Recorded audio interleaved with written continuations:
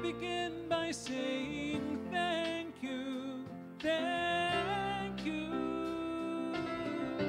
Before I start, let me begin by saying thank you, thank you.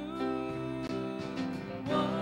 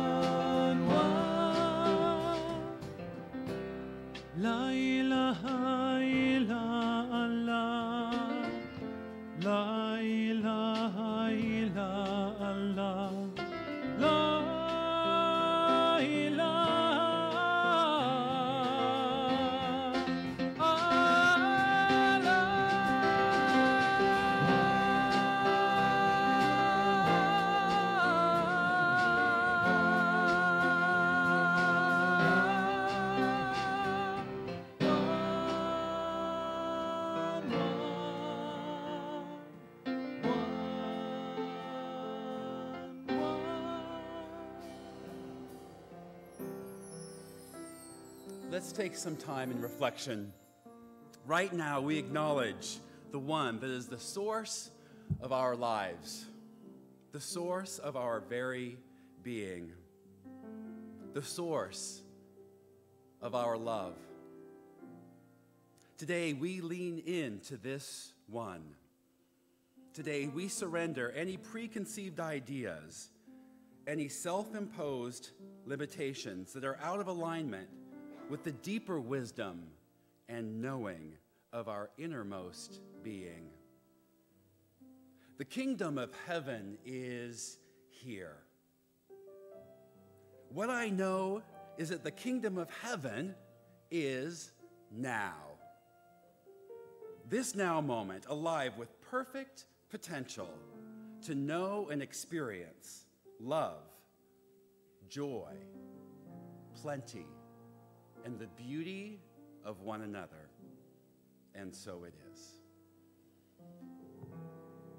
There is no God but one. There is no God but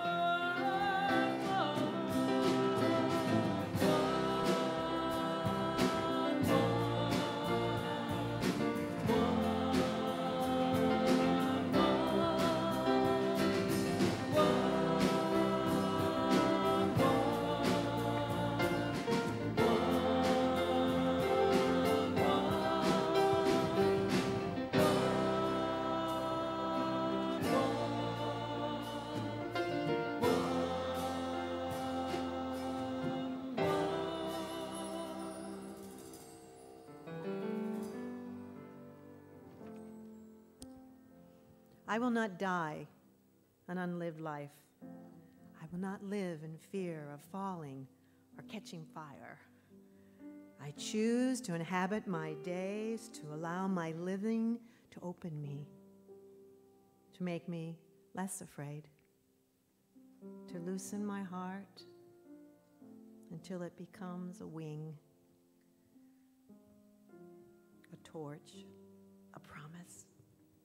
I choose to risk my significance, to live so that which came to me as a seed goes to the next as a blossom, and that which came to me as a blossom goes on as a fruit.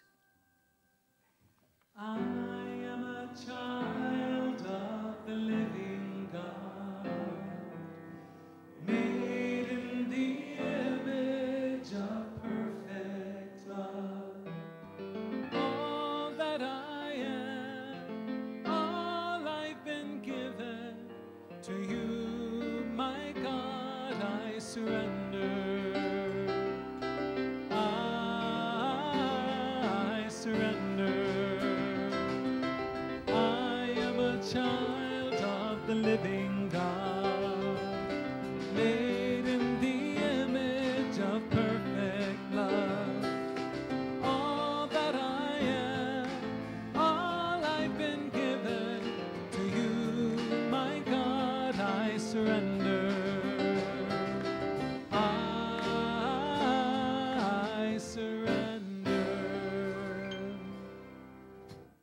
Hello, everybody. Good morning. Nice to see you all. And welcome to our lovely Youth and Family Ministries Hospitality Sunday, which is today. Wait till you all have name tags on. I see that. So I hope you're enjoying your leprechaun names. The kids always have a great time doing that. We have a lot of treats ready for you. I'm going to give a shout out to Stacy, who is the Assistant Director of Youth and Family Ministries. And she's really the big energy behind our Hospitality Sundays being so creative. So thank you. I'm also going to give a shout out to Brian Gillum, who's up here. He's our newest Uniteam sponsor, so we're very excited about that. There is still room if you ever have a desire to join our ever-expanding team. We ask people to commit to just one Sunday a month for a 6-month period of time. And then this weekend, 4 of our YOU students are out planning the camp for the kids, for the 7 to 11-year-old kids who get to go to camp this summer. Our high school students will be counselors there, so they are at that training this weekend. And then my last announcement is a reminder that we work really hard, the kids work really hard in the kitchen to prepare for Hospitality Sundays, and all the money that's raised on the days that we do hospitality goes directly into the kids. We have separate accounts for the kids, and that money helps offset the cost of the regional events that they go to throughout the year. So we very, very much appreciate your financial support. Thank you. Thank you for being our family. Thank you for being our friend. Thank you for blessing and teaching us. God bless you. Amen. All that I am, all I've been given, to you, my God, I surrender.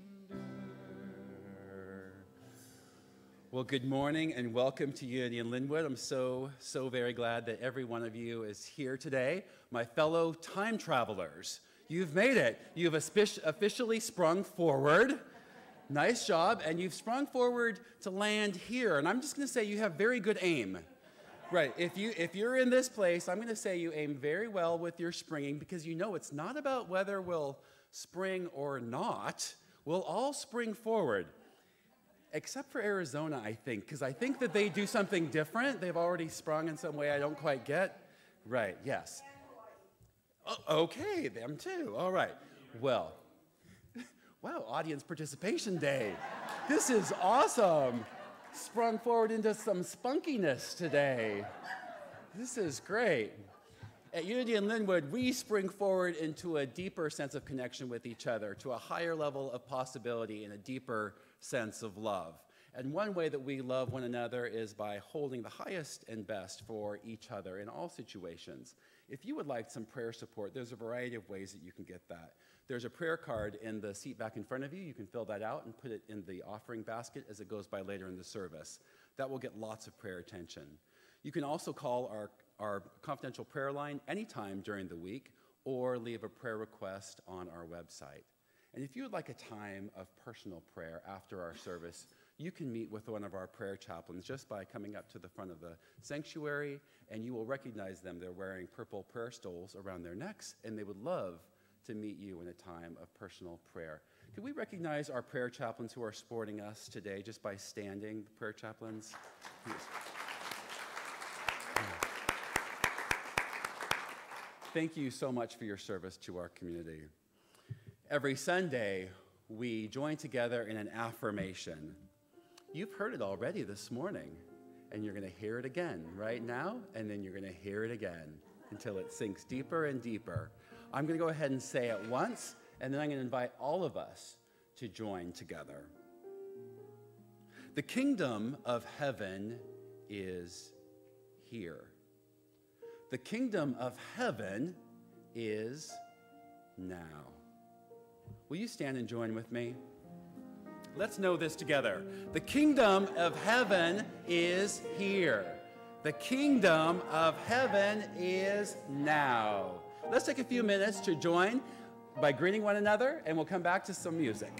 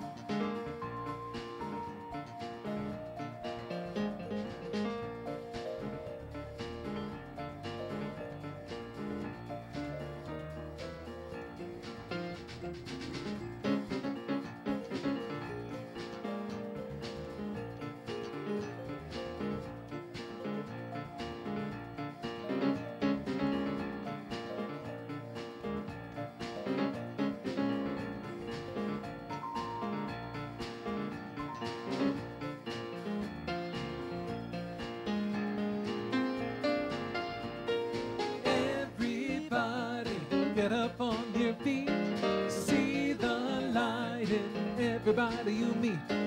Everybody, get up on your feet, see the light in everybody you meet. Let us be reminded of who we've come to be. We are love, we are one big family. Hey, hey, yeah, yeah. Hey, hey, hey, yeah, yeah. Get up on your feet, see the light in everybody you meet. Everybody, get up on your feet, see the light in everybody you meet. Let us be reminded of who we've come to be. We are love, we are one big family. Hey, hey, yeah, yeah. Hey, hey, hey, yeah, yeah.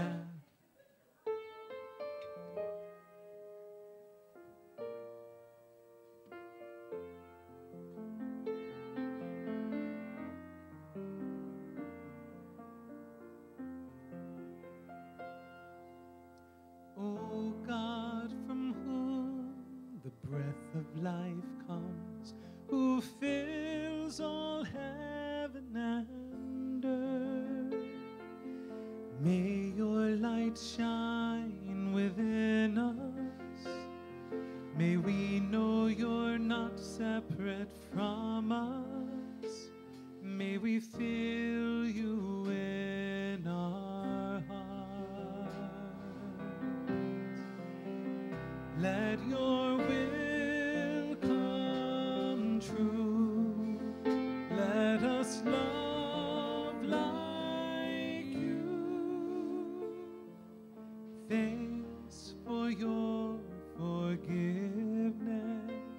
May we forgive ourselves and others.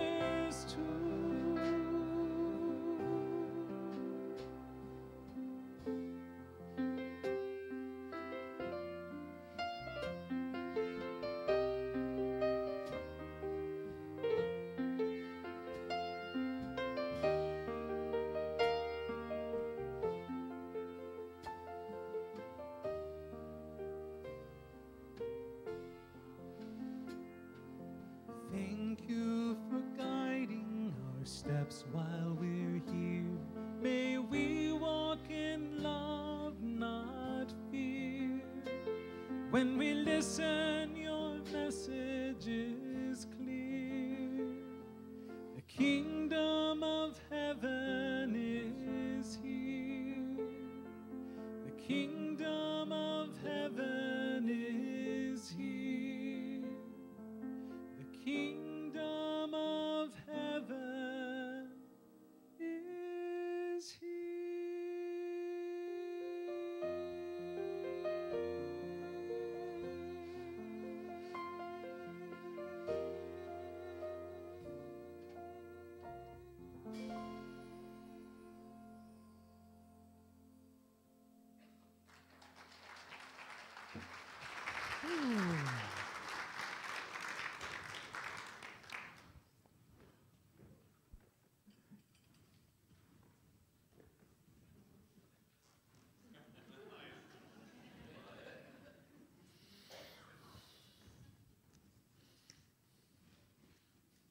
Yet another of your countless gifts, Ken Yuri. I stand in humility. I've been traveling this week, and one of the great gifts of traveling is I inevitably find myself thinking of you. And it is without exception that my heart is grateful. I so believe in who you are in the world. I believe in what you represent, and I believe in what you're doing, and I believe in how you're doing it. And I'm really honored to walk with you. Good morning, Unity in Linwood. I'd like to begin by acknowledging two people who are, well, retiring from their long-standing roles. May I bring forth Kitty O. and Marty S. Kitty Okamoto and Marty Schmick, please. Would you join me up front? I'd just like to offer a word of thanks. Kitty Okamoto has given rise to our local human... You can't read your notes if you don't do that.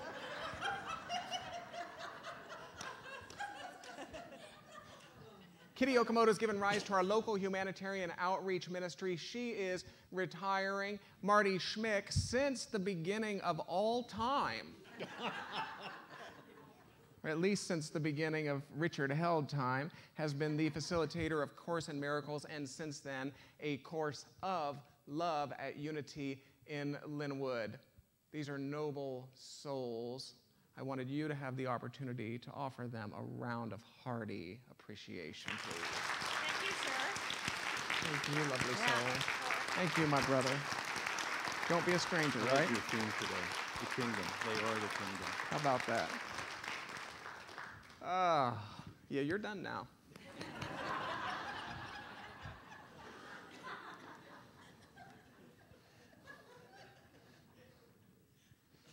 And I know that had only the meaning which you have attached to it. I'm sorry, it's a Course in Miracles joke. Sorry about that. Oh, goodness gracious. We'd like to invite you. It has been written, the biblical Exodus offers us a rich metaphor supporting our own release from the restrictive patterns of our own conditioned consciousness. You want to hear that again, don't you? Yeah, okay. The biblical Exodus offers us a rich metaphor supporting our own release from the restrictive patterns of our own conditioned consciousness. We would like to invite you to a catered spiritual Seder feast on the 64th of our 64-day program entitled 64 Ways in 64 Days, a Season for Nonviolence. What a way to end a program, don't you think? This is hosted by Rabbi Ted Falcon and our own prayer chaplains. The cost is $40. It is scheduled for April 4th. You may register by visiting the unityinlinwood.org website or by visiting a volunteer in Friendship Hall who is prepared to assist you with something called an iPad. I don't know. It's just what they tell me.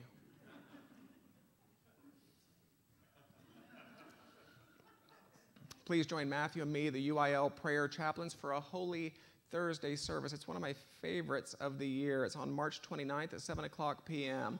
It's been written, this most sacred and experiential service of the year includes beautiful music, a foot washing ritual, physical communion, candle lighting, and a 12 hours meditation. Every service has an ambassador. This person's role is to support you in your exploration and discovery of this unfolding, evolving divine idea we call unity in Linwood. It's very nice to see you. We have esteemed guests among us this morning.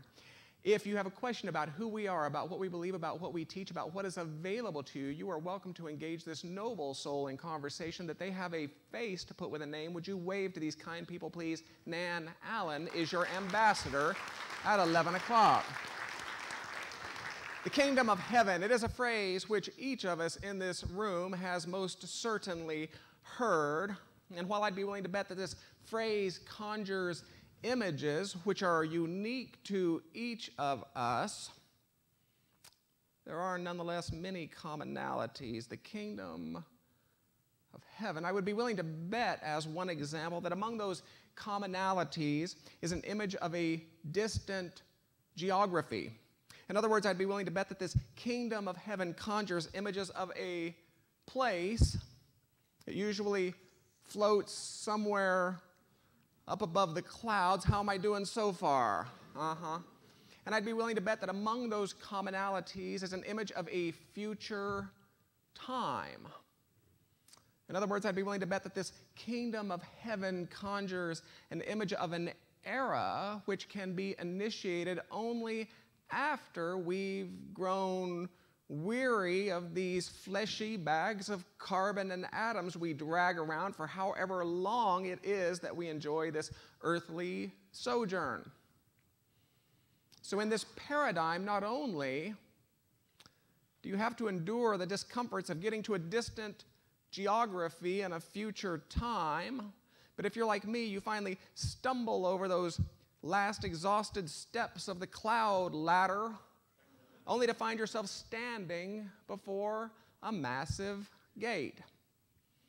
And that massive gate is almost always made of some form of heavy metal. It might have jewels, it might have pearls, but it is a gate nonetheless. And this lukewarm welcome is made even less so by the presence of a man carrying a leather binder, a man whose role it is to confirm that you have indeed fulfilled all of the requirements for entrance. So again, not only do you have to endure the discomforts of getting to a distant geography and a future time, only to find yourself standing before a massive gate monitored by any number of celestial bouncers. In this paradigm, you might have done all of it, only to realize that it was for nothing. Because as we all know, in this paradigm, entrance isn't guaranteed. So let's presume for the moment that entrance is granted. So in you stroll with the moxie of a Kardashian at an LA nightclub.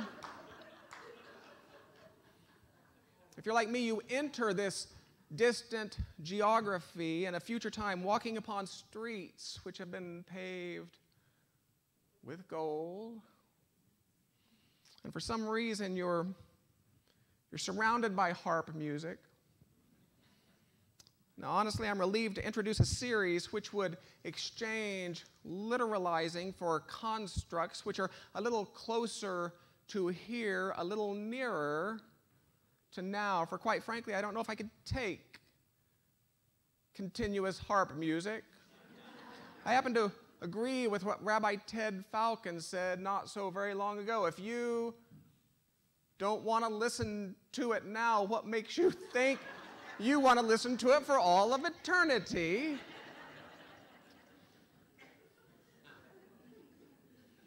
Perhaps my fondest element of this mass projection, this collective agreement, though, is day upon day of wearing nothing except white linen. I could do that. I could do that. I could do that. I mean, everybody looks good in white linen. I suppose I should say that everyone looks good in white linen when it fits properly, that is. I mean, because nobody looks good in white linen when it doesn't fit properly. Now that I think about it, maybe that's what hell is. People dressed in white linen that doesn't fit properly. Could be. Could be. Now, kingdom of God. While this is a phrase that Jesus used during his ministry, he appropriated it from the only Bible he knew, from the only Bible he used, the Hebrew Bible, or what Christians would call the Old Testament. And this kingdom of God often reflects just such a paradigm. It often reflects a distant geography and a future time in which God is akin to the kingly rulers of this earthly plane. But the kingdom of heaven is a phrase that is more specific to his ministry. And clearly these words represent an idea that must have been incredibly important to him, because he spoke of this kingdom of heaven again and again and again. Now, for those who might not have heard of this Jesus, thank you for that. Thank you.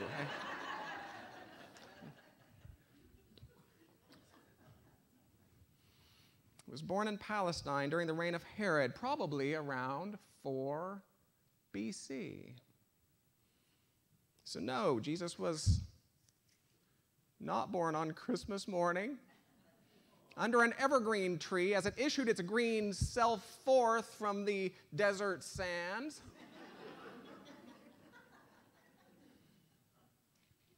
Jesus spent his early years near Nazareth.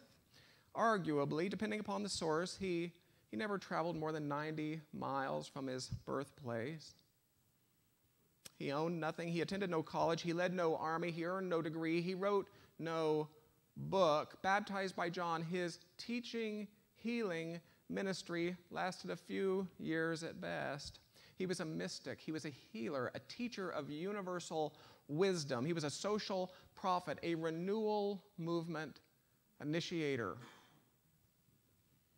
And he remained deeply, deeply Jewish throughout the entirety of his life.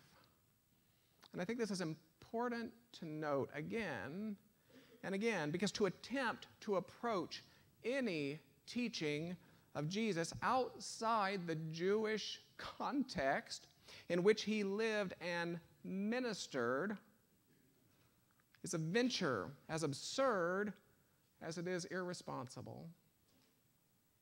Absurd because a teaching without a context lends itself to undeniable distortion. An undeniable distortion lends itself to unthinkable abuse. So as I've said so many times before, every self-professed Christian really should get a rabbi. Really should get a rabbi. And what a beautiful implication this offers, really, don't you think? I mean, that to partner with a rabbi, to share in the wisdom of other traditions does not threaten our Christian study. It enhances it. How about that? But I digress. This kingdom of heaven. It was an idea that must have been incredibly important to him because he spoke of it again and again and again. He said that the kingdom is like a hidden treasure. He said that the kingdom is like a merchant, that the kingdom is like a sea, that the kingdom is like leaven. One parable begins, and I quote, "The kingdom is like a woman." And frankly, I think it's about time that we see that one. I have this developing theory that behind every enduring problem, somewhere, somehow, there's a man in a tie. But that's another lesson for another Sunday. I won't forget it. It's true. We give a lot of people wearing ties a lot of power. Thank you. Oh, the irony is not lost on me.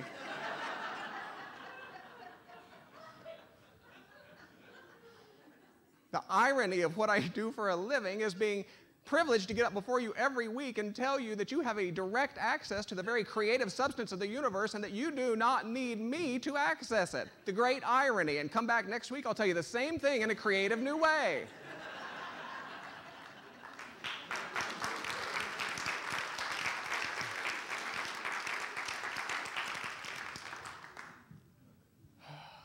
Nonetheless,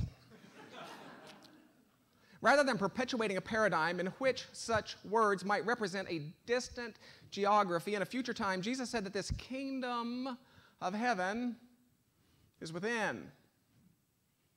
He said that this kingdom of heaven is at hand. Or to restate this morning's affirmation, the kingdom of heaven is here. And the kingdom of heaven is now. And so what did he mean? What could he have meant? Now, as products of normative Christianity, you might be tempted to come to a service like this, in a building like this, on a morning like this, to get that question answered. I mean, if we were to translate this modern impulse into words, we might hear something akin to, well, you know, I'm going to go to Unity in Linwood so that guy can tell me what Jesus meant. But remember, Jesus was not a product of normative Christianity. Think about it. If Jesus had wanted to spoon-feed his listeners his interpretations of his parables, he would have just done it. In fact, had Jesus wanted to spoon-feed his listeners his interpretations, why use parables at all? Why not just travel from village to village spouting punchlines? But he didn't. And neither will I. Because here's the deal with parabolic teachings. If the point is easy to grasp, it's probably the wrong point. Because Jesus used parabolic teachings to provoke us, to press us beyond ourselves.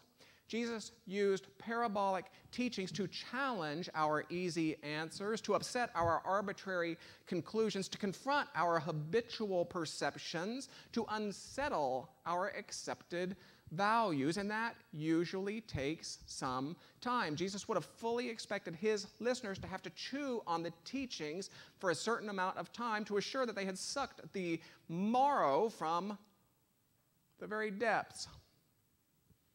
You see, we were meant to find ourselves in these stories and to enter into something of a personal exploration. And when I do say personal, I don't say solitary. He would have expected his listeners to stay in the temple, to stay at the shore, and to continue to discuss, even argue, after he had finished. We were meant to find ourselves in these stories and to enter into a personal exploration of what they might mean in daily life. So while I will offer something of an interpretation of the kingdom of heaven parables over the next 4 weeks, the point isn't to accept my interpretation as your own. The point is to use my interpretation as an encouragement to launch your own interpretation.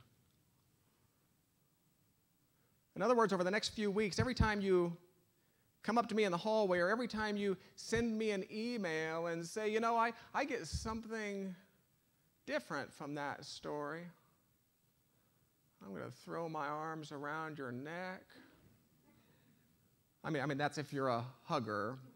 If you're not a hugger, I'll take your hand in mine.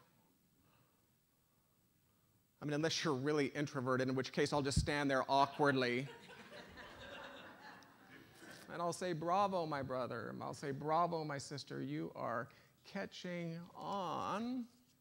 You know, it was Charles Fillmore, the co-founder of Unity, who offered quite a sweeping demonstration of this idea. He meditated for hours and hours on biblical writings, and over time he arrived at personal interpretations, which we refer to as metaphysical.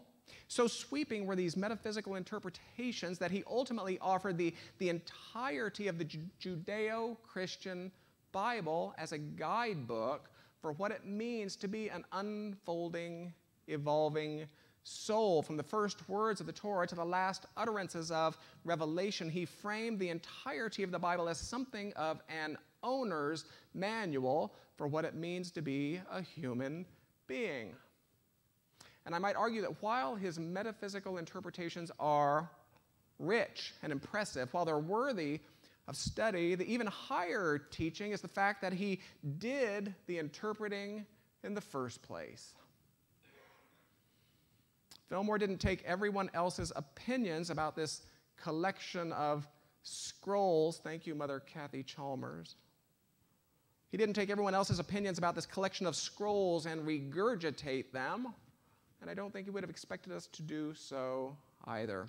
And so it is that I invite you into an exploration of the instructions left behind by Judaism's most famous rabbi, by Christianity's most revered avatar, instructions which explore this kingdom of heaven, a concept which he offers as neither distant geography nor future time, but as near as your next breath. And I think the implications of this shift are profound. The implications are profound because they represent a shift from a paradigm in which we wait for higher possibility, and surely we can agree that this kingdom of heaven, whether it represents a distant geography and a future time or not, surely we can agree that this can be accepted as something of a higher possibility, can't we? The implications of this represent a shift from a paradigm in which we wait for higher possibility to be revealed to one in which higher possibility waits for us to reveal it.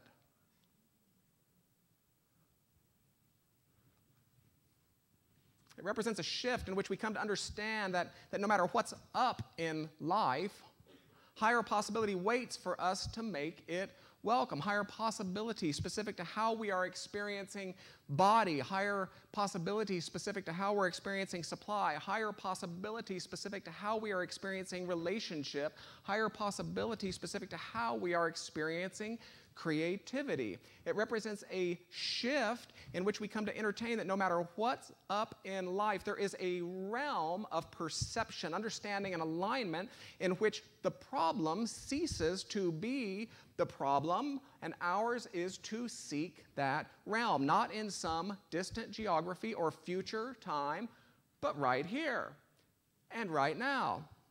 It represents a shift from a juvenile paradigm in which we get to think the same thoughts, perpetuate the same beliefs, indulge the same habits, be the same people, and trust that God will fix whatever messes we create.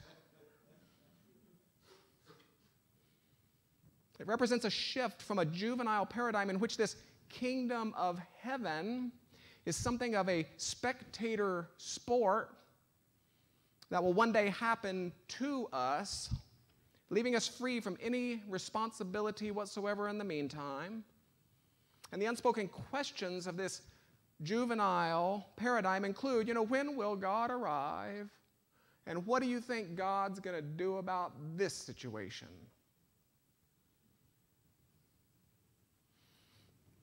It represents a shift into the understanding that this kingdom of heaven is something that humanity must, in a very real sense, do. Higher possibility would place each of us on the 50-yard line, at the center court, in the dirt, and otherwise on the playing field, entertaining something of a new, more grown-up question. Take a deep breath.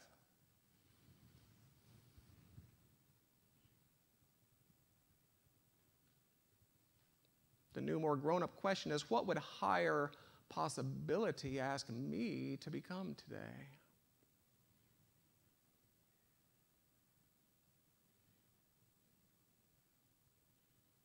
Let's take that question into a time of reflection. Let's allow it to dance. Let's allow it to inspire, to inform, to elevate, to uplift. Let's just take a breath. Let's close our outer eyes to that world of distraction, that world of apparent separation, that world of seeming limitation. And let's follow the breath to that expansive inner realm that knows of a higher truth.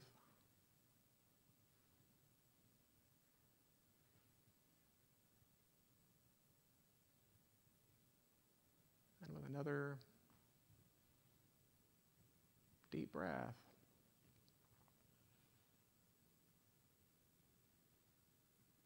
we allow the same question to float before our vision. What would higher wisdom, what would higher possibility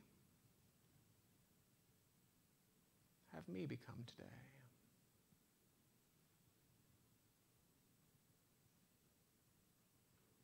And we watch, and we listen, and we feel.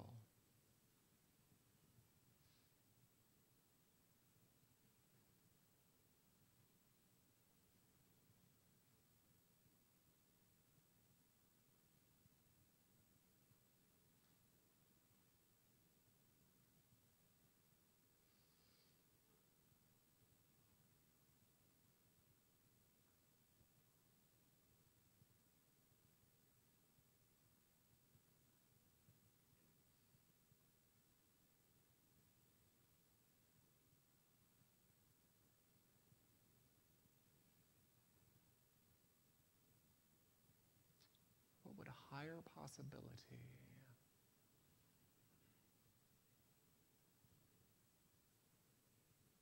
here and now, what would higher possibility have me become today?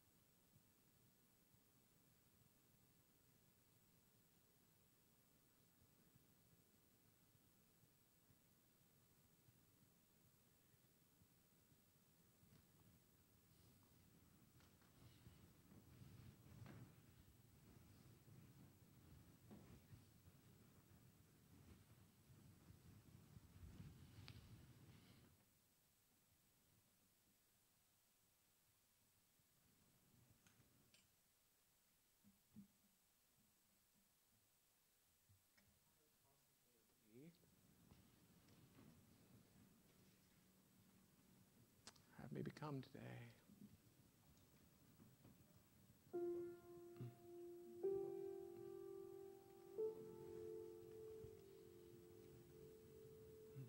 Here I am, a vessel to be used. Whatever Spirit needs of me, I will be, I will be, I will be. Here I stand. My heart is here to serve. Wherever love is leading me, I will go.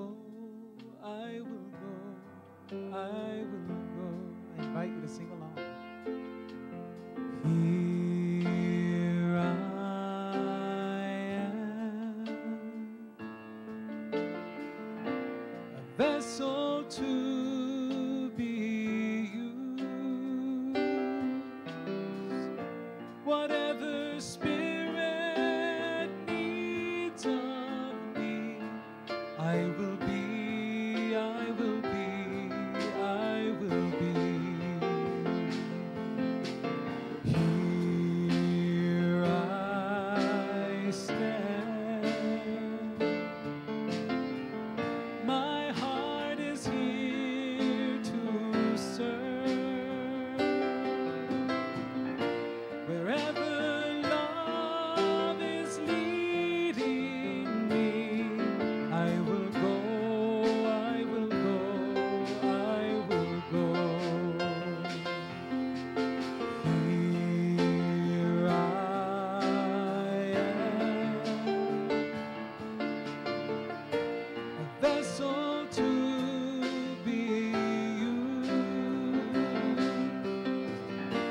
Whatever Spirit needs of me, I will be, I will be, I will be. Here I stand. My heart is here to serve. Wherever love is leading me, I will go, I will go, I will go. One more time. Here I am, a vessel to be used. Whatever Spirit needs of me, I will be, I will be, I will be.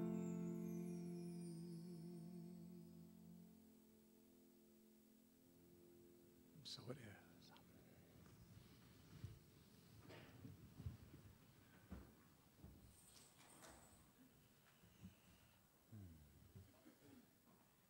Thank you.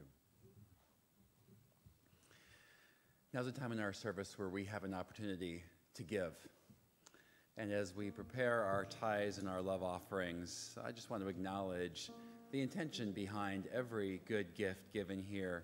There are so many ways that we show up to serve, and giving in this particular way is one that we can be confident in, one that we can know spreads this message, spreads this music, spreads this energy here in our community and around the world. Thank you for your gifts. Blessed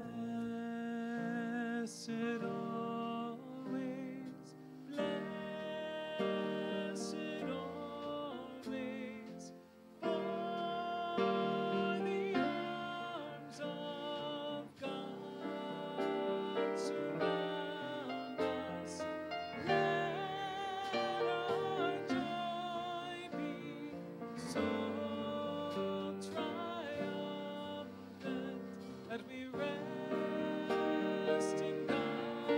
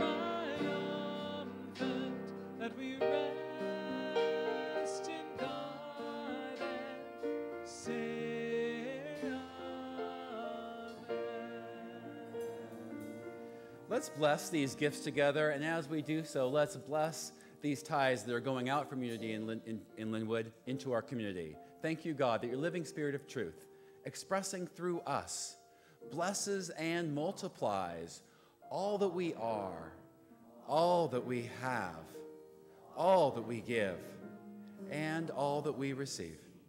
And so it is. Thank you, ushers. Every Sunday, we love to have an opportunity to say hello to anyone who might be visiting us for the first time. And if you are visiting us for the first time, we would just like to acknowledge you with a round of applause if you'd like to do that. So if you could just put your hand in the air if you're here for the first time. Good to see you. We're so glad you're here. We always love new guests. In the seat back in front of you, you'll see there's a newcomer's information card and also a stay in touch card if you are new today and would like to leave your contact information, or if your contact information has recently changed, you can put it on here, and that will provide us an opportunity to keep you current on things happening at Unity in Linwood with a couple emails each month. Also in the information rack just to the left of the door, as you leave the sanctuary, there's also a DVD here that tells you a little bit more about our community, and a card that has our mission on the back, one of the principles from which says this: we welcome people from all spiritual traditions or from no spiritual tradition whatsoever into every activity of our community. We're so glad you're here. We have several announcements, and of course, please visit our welcome and information station in the back of the sanctuary for details and registration for all of our events. Today's flowers are dedicated by Rosalie Bennett in remembrance of her daughter, Kaylee, and by Shelley Oberman in loving memory of Jean Cullen, whom she's missing as her birthday approaches. Thank you for that. And you may still join Mother Kathy Chalmers on Tuesday evenings in March for the Bible Again at 7 p.m. All adult education is offered on a free will basis, and books are available at a discounted rate in our gift shop. And please join our health and wellness for 2 upcoming events. The Body is the Temple of the Soul, combines easy does it movements set to uplifting music. And through his brain imaging work with tens of thousands of patients from 62 countries, Dr. Daniel Amen has come to discover one of the most exciting breakthroughs in neuroscience, that you can literally change your brain and change your life. Join us next Sunday. And Interfaith at UIL invites you to both Spiritual Saturdays with Rabbi Ted Falcon and an accepting ritual in the Franciscan tradition of unity and hospitality with Father Dan Duval, both March 24th. And consider joining our grounds team leader, Cheryl Jones, as we wake up our grounds for spring and summer planting on Saturday, March 31st at 9 a.m. Please bring gloves. Lunch will be available. Sign up at the Welcome and Information Station, and we really appreciate your service. And if you're interested in singing in the Easter choir, that's always fun, please join Dr. Richard and Matthew for the first of 3 rehearsals today following this service, and no audition is required. And of course, these and all good things at Unity in Linwood can be found on your printed program, on the calendar page of our website, or on our Facebook page. May I share something with you? We'd love it. What are you going to say? Cameron, will you do the honors?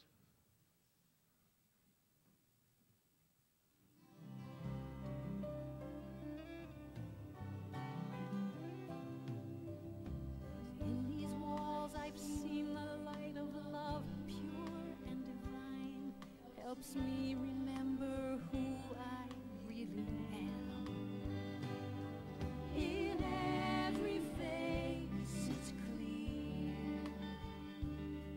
we're all God's children here, and it feels like home, it feels like home. I finally found a place where I belong. It feels like home, it feels like home. A family that I can call my own. It feels like home, feels like home. I finally found a place where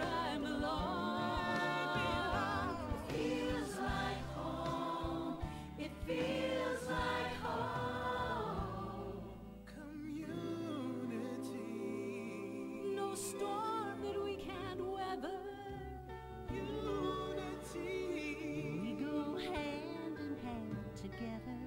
My family. Feels like home.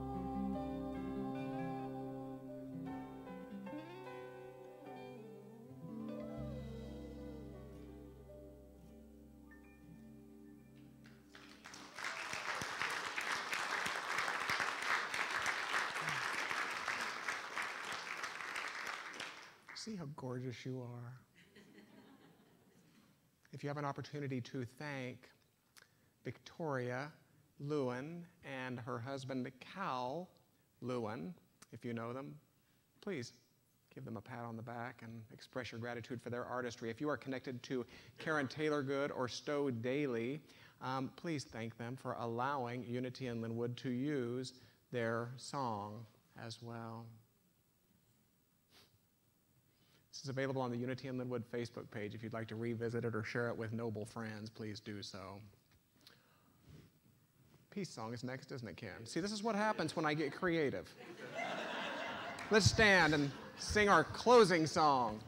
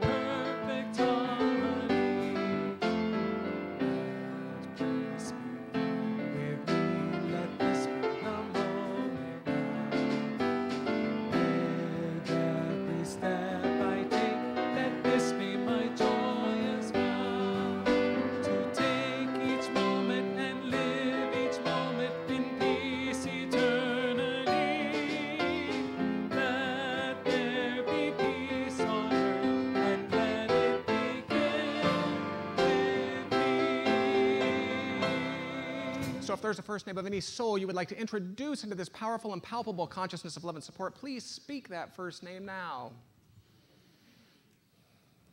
And so yes, on behalf of all those names spoken, whether with the human tongue or the human heart, yet again it matters not, on behalf of all who have turned something of a spiritual ear to this very conversation, whether they be in the world of form or not, it makes no difference. It is on behalf of all of these that we lift our voices together with great faith and with boldness as we speak these closing words. The light of God surrounds us, love of God enfolds us, power of God protects us, presence of God watches over us. Wherever we are, God is, and all is well. The light of God surrounds us, the power of God protects all creatures. The presence of God watches over us, and all is well. The love of God enfolds us, wherever we are, God is. We are safe, we are cherished, and all is well. All is well. We take a deep breath together and close as we always do by speaking our words, and so it is, and so it is, and so it is.